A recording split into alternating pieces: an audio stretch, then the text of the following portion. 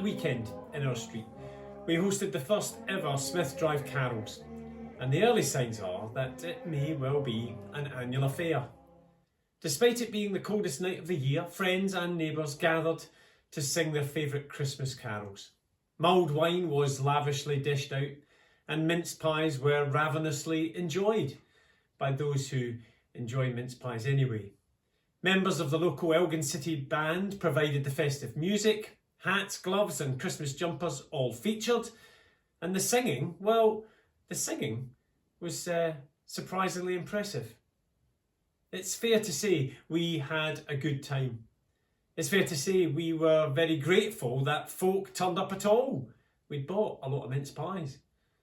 It's fair to say we appreciate our neighbours and the wonderful community that we are part of, and not just at Christmas.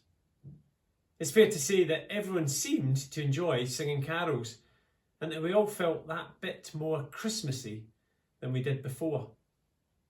I read recently that carolling dates back to the 13th century.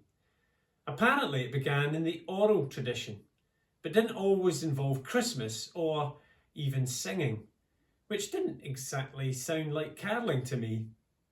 Anyway, in its earliest days it was known as wassailing, and it involved people going house to house giving out well wishes during the colder months.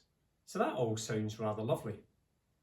Of course, these days good wishes still feature, but carolling is very much about Christmas and most definitely involves singing. Carols are the ultimate storytelling songs. As we sing, we remember that once in Royal David City, with no crib for a bed, the heaven-born Prince of Peace came down to earth from heaven, and allegedly no crying he made. As we sing, we recall that angels harked, shepherds quaked, and wise men travelled from afar. There's a star, a donkey, and some rather extravagant gifts. What's not to like? Now, it might not surprise you to hear that I love carolling and that I love the Christmas story.